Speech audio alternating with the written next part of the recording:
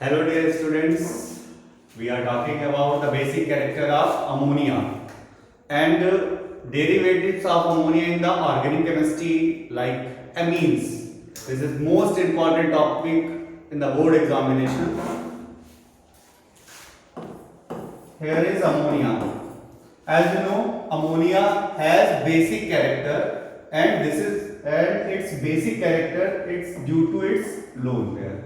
Ammonia जो है वो बेसिक कैरेक्टर एक्वायर करता है। बेसिक कैरेक्टर एक्वायर करने का मतलब यहाँ पर हमेशा OH आयन ट्रांसफर करना ही नहीं होता, जो कि आप लोगों ने क्लास 10 में पढ़े होंगे। क्लास 11 में आपने इक्विलिब्रियम में पढ़ा होगा कि जिनके पास एक लोन पेयर होता है और लुईस बेस होते हैं, और यहाँ पर बेस होने का मतलब ये होता है कि जिनके जो प्रोटॉन को एक्सेप्ट करते हैं उनको हम लुईस बेस बोलते हैं। तो अमोनिया हमारा लुईस बेस है क्योंकि इसके पास दो इलेक्ट्रॉन्स हैं, इलेक्ट्रॉन डेंसिटी हाई है, और इलेक्ट्रॉन डेंसिटी के हाई होने की वजह से क्या होगा, इलेक्ट्रॉन डेंसिटी के हाई होने की वजह से यहाँ पर ये बेसिक कैरेक्टर को एक्वायर करेंगे। ओके, तो अमोनिया के पास क्या है, बेसिक कैरेक्टर है। अब जब हम यहाँ पर बात करेंगे कि एमीन्स की, एमीन्स क्या होते हैं, जब अमोनिया से एक या एक से ज्यादा हाइड्रोजन को एल्किल ग्रुप से रिप्लेस करते हैं तो हमारे पास जो कंपाउंड बनता है उसको हम एमीन बोलते हैं। अब हमारे पास एक प्राइमरी एमीन है, ये हमारे पास में सेकेंडरी एमीन है, और ये हमारे पास में टर्शरी एमीन है। ये हमारे पास टर्शरी एमीन है। जो बच्चे बिल्कुल बेसिक से पढ़ा है, जिनको लग रहा है कि बोर्ड एग्जामिनेशन पास आने वाला फिर भी हमको कुछ नहीं आता, हमको प्राइमरी सेकेंडरी टर्शरी भी नहीं आता, तो वो लोग ध्यान से देखें कि ये क्या है, अमोनिया। और यहाँ पर अमोनिया से जब एक हाइड्रोजन को रिप्लेस किया एल्किल ग्रुप ने तो क्या बना, तो बना यहाँ पर एमीन। और जब यहाँ पर दो हाइड्रोजन को रिप्लेस किया तो बना सेकेंडरी एमीन। तीनों हाइड्रोजन को रिप्लेस कर दिया तो क्या बना, टर्शरी एमीन। तो ये अमोनिया है, ये प्राइमरी एमीन है, ये सेकेंडरी एमीन है, और ये हमारा टर्शरी एमीन है। अब लोग बेसिक कैरेक्टर की बात कर रहे थे, अमोनिया कैसा है, अमोनिया बेसिक नेचर का है। और जबकि अमोनिया बेसिक नेचर का है तो एल्किल एमीन्स भी बेसिक नेचर के ही होंगे। अब बेसिक नेचर के हैं तो ये हमारे अभी हमने एलिफैटिक एमीन्स लिए हैं। अब एलिफैटिक एमीन्स में जो हमारा R एल्किल ग्रुप होता है, एल्किल ग्रुप कैसा होता है, ये होता है इलेक्ट्रॉन रिलीजिंग ग्रुप। ये कैसा ग्रुप है, इलेक्ट्रॉन रिलीजिंग ग्रुप। अब ये इलेक्ट्रॉन रिलीजिंग ग्रुप है तो बच्चा लोग अगर हम इलेक्ट्रॉन रिलीजिंग का मतलब समझें, अगर कोई तुम्हारा फ्रेंड जो है वो पैसा रिलीजिंग फ्रेंड है, तुम्हारे साथ जाता है, तुम्हारे पास पैसे खर्च करता, हालांकि ऐसे फ्रेंड नहीं होते हैं जो तुम्हारे साथ जाए और पैसे खर्च करें, लेकिन फिर भी इलेक्ट्रॉन रिलीजिंग का मतलब है जो कहीं जुड़ेगा और अपना इलेक्ट्रॉन उसको देगा। तो उससे क्या हो जाएगा, तो इससे ये हो जाएगा कि यहां पर वो अपना इलेक्ट्रॉन डेंसिटी को बढ़ाएगा। तो यानी कि अमोनिया था और अमोनिया में एक हाइड्रोजन को हटाया और यहां पर एल्किल ग्रुप लगा, तो एल्किल ग्रुप के लगने से नाइट्रोजन पर क्या फर्क पड़ा, इसके पास जो लोन पेयर थे वहां पर इलेक्ट्रॉन डेंसिटी बढ़ गई। इलेक्ट्रॉन डेंसिटी बढ़ने का मतलब क्या हुआ, क्योंकि ये इलेक्ट्रॉन रिलीजिंग ग्रुप था, नाइट्रोजन से जुड़ा, तो नाइट्रोजन से जुड़ने पर क्या हुआ, इलेक्ट्रॉन डेंसिटी बढ़ी। तो जब इलेक्ट्रॉन डेंसिटी बढ़ी तो बच्चा लोग सोचो कि अब इसके पास प्रोटॉन को डोनेट करने का कैरेक्टर बढ़ेगा या एक्सेप्ट करने का।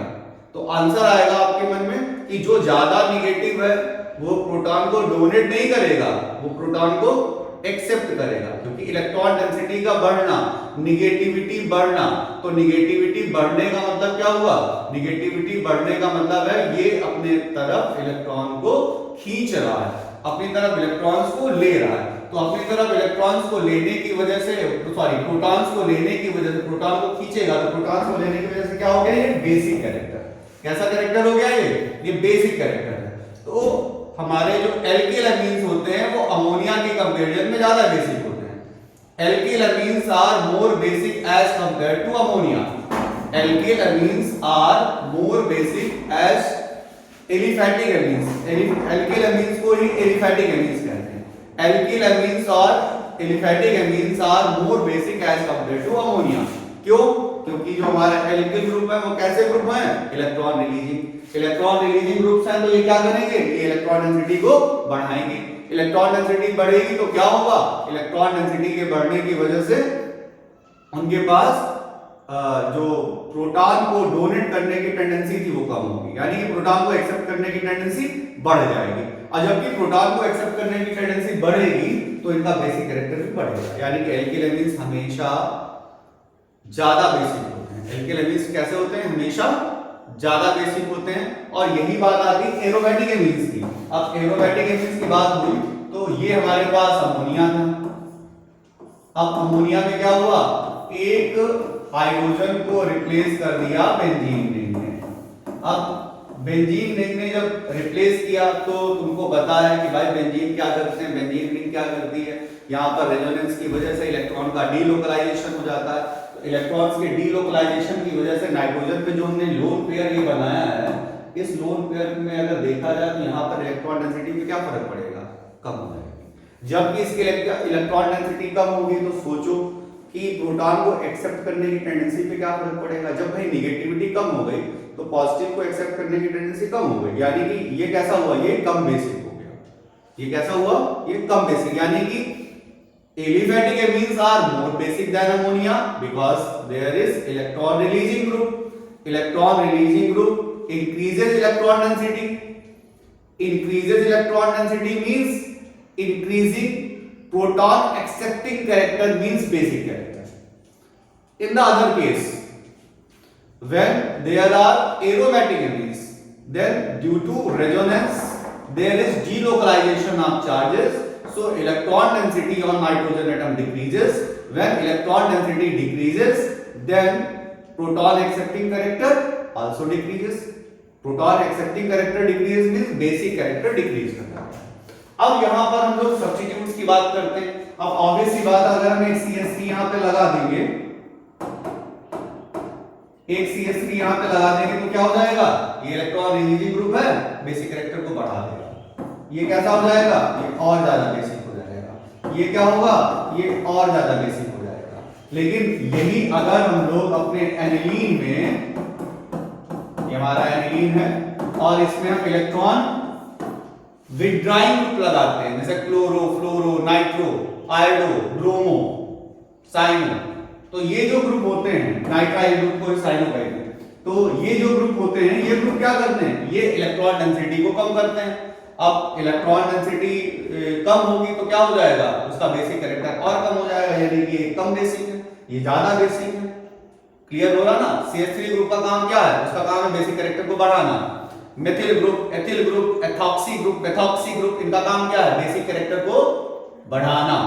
और जो तुम्हारे इलेक्ट्रोनेगेटिव ग्रुप होते हैं, नाइट्रो, क्लोरो, ब्रोमो, फ्लोरो, आयोडो, इनका काम क्या होता है, इनका काम होता है बेसिक कैरेक्टर को कम करना। लेकिन यहाँ पर एक बहुत इंपॉर्टेंट बात है, यहाँ पर से बहुत डीप क्वेश्चंस बनते हैं और ये बोर्ड का मोस्ट इंपॉर्टेंट क्वेश्चन है। और ये जो भी वीडियो हम आपके सामने अभी रिकॉर्ड कर रहे हैं, आप अगर देखेंगे तो आपके 3 नंबर के क्वेश्चन यहाँ से आपको फंस जाएंगे। इस एक सिंगल वीडियो से 3 नंबर के क्वेश्चन आपको फंसेंगे। अब हम लोग आते हैं कि जब बात आती है कि जैसे अभी हमने बताया कि हमारा मेथिल ग्रुप था, तो मेथिल ग्रुप का काम था बेसिक कैरेक्टर को बढ़ाना। अब किसी बच्चे ने कहा सर ये क्वेश्चन है हमारे पास, ये हमारे पास में एक एनिलीन था और एक बार हमने मेथिल ग्रुप यहाँ पे बढ़ाया, अगली बार हमने मेथिल ग्रुप जो है वो मेथिल ग्रुप हमने यहाँ पे बढ़ाया। अब इन दोनों में अगर बेसिक कैरेक्टर को देखना है तो क्या होगा, तो जो पैरा वाले होते हैं वो वहां पर जो भी कैरेक्टर होगा वो डोमिनेट होगा। ज्यादा डोमिनेट करने कैरेक्टर का मतलब क्या है वो अभी समझाते हैं। जैसे ये अभी हमारे पास एनिलीन है और एनिलीन में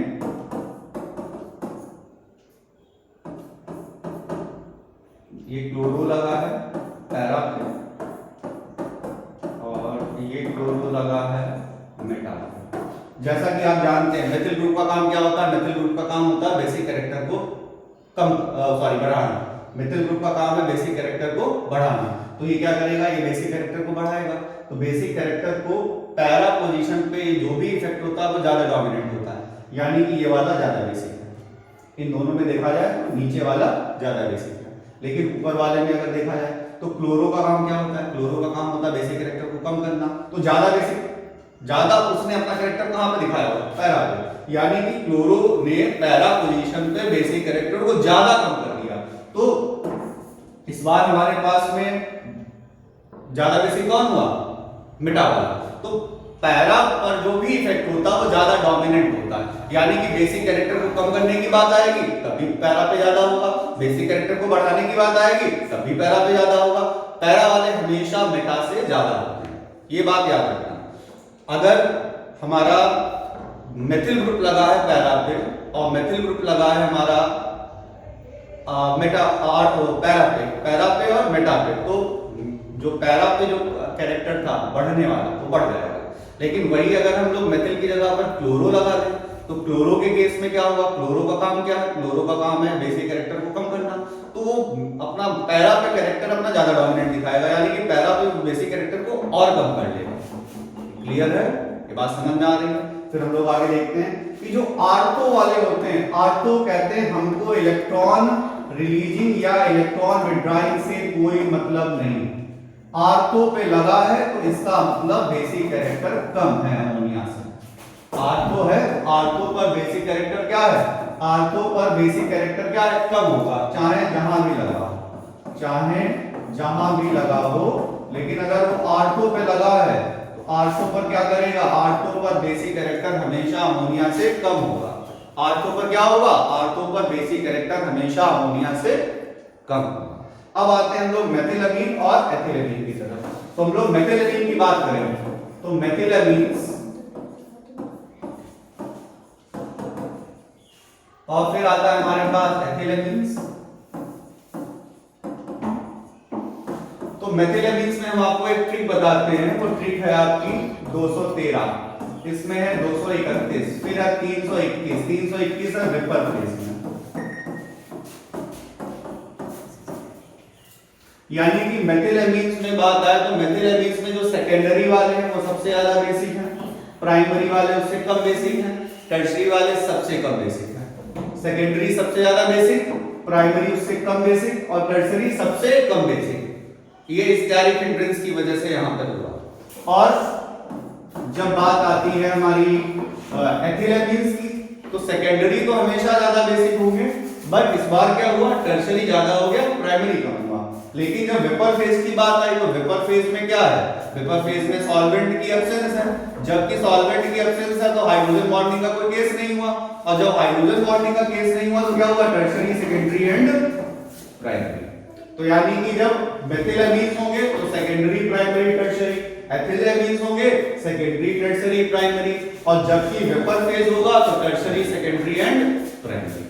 ओके, यानी कि जब एथिलअमीन्स का पूछा जाएगा तो हम लोग सेकेंडरी, प्राइमरी और टर्शियरी बोलेंगे। और फिर से एक बार रिकॉल कर लेते हैं सेकेंडरी अमीन्स क्या होती है।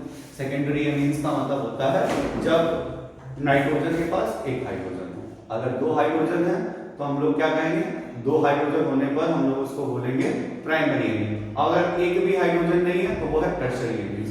बेंजीन रिंग डायरेक्टली अटैच है तो हम लोग उसको कहते हैं एरोमेटिक अमीन्स, वरना वो क्या है? Aliphatic amines. जैसे कि बच्चों ये देखते हैं हम लोग, ये हमारी अमीन को डिसाइड करते हैं ये कौन सी अमीन है? ये हमारी प्राइमरी एलिफैटिक अमीन है। ये हमारी कैसी अमीन है? ये हमारी एलिफैटिक अमीन है, ये एरोमेटिक अमीन नहीं है। ये एलिफैटिक अमीन है, मींस ये अमोनिया से ज्यादा बेसिक होगी। एरोमेटिक अमीन है वो अमोनिया से कम बेसिक होंगी। आर्थो वाले हमेशा सबसे कम बेसिक होंगे। और जो हमारा बाकी एमीन्स में, एनिलीन में अगर हमारा कोई ग्रुप लगा हुआ है, एनिलीन में अगर हमारा कोई ग्रुप लगा हुआ है, अगर वो इलेक्ट्रॉन विड्रॉइंग ग्रुप हुआ तो वो बेसिक कैरेक्टर को कम करेगा, अगर वो इलेक्ट्रॉन रिलीजिंग हुआ तो बेसिक कैरेक्टर को बढ़ाएगा। लेकिन आर्थो पोजीशन पर ये कोई भी इफेक्ट नहीं। आर्थो में इलेक्ट्रॉन विड्रॉइंग हो और चाहे आर्थो में इलेक्ट्रॉन रिलीजिंग हो, बेसिक कैरेक्टर जो होगा वो हमेशा कम होगा। मेटा और पैरा में अगर देखा जाए तो पैरा पे जो भी कैरेक्टर होगा वो ज्यादा डोमिनेंट, यानी कि अगर हमारे इलेक्ट्रॉन रिलीजिंग ग्रुप आए तो बढ़ाते चले जाएंगे, अगर इलेक्ट्रॉन विड्रॉइंग ग्रुप आए तो बेसिक कैरेक्टर को कम करते हुए चले जाएंगे। तो यहां से आपका बेसिक कैरेक्टर के सारे क्वेश्चंस हो गए। एक यहां पे एक रिवर्स क्वेश्चन आता है, उसमें पूछा था पीकेबी वैल्यू, पीकेवी वैल्यू, ये क्या होता है? ये होता है power of base constant, power of base constant. तो बेस कांस्टेंट की जो वैल्यू होती है वो बेसिक कैरेक्टर का इनवर्सली प्रोपोर्शनल होती है। आप सबने बेसिक कैरेक्टर पढ़ ही लिया है, तो आपको क्या करना है, पीकेवी वैल्यू को उसको रिवर्स कर देना है, ज्यादा दिमाग नहीं लगाना है, ठीक है। पीके जो आपका बेसिक कैरेक्टर का ट्रेंड हो वो आप लिख लें, पीकेवी वैल्यू के लिए क्या करेंगे, उसका रिवर्स कर देंगे। अगर आपसे पूछा जाए एथिल और मेथिल में ज्यादा कौन होगा, तो एथिल ज्यादा बेसिक होंगे, मेथिल कम बेसिक होंगे। जब सिर्फ मेथिल में पूछा जाए तो हम लोग क्या करेंगे, सेकेंडरी प्राइमरी टर्शियरी। जब सिर्फ एथिल में पूछा जाए क्या करेंगे, सेकेंडरी टर्शियरी प्राइमरी। जब वेपर फेज में पूछा जाए तो क्या करेंगे, tertiary primary and tertiary secondary and primary, जो हमने आपके सामने कोड लिखे हैं 213 231 321। ठीक है, क्लियर हो गया? Okay, thank you.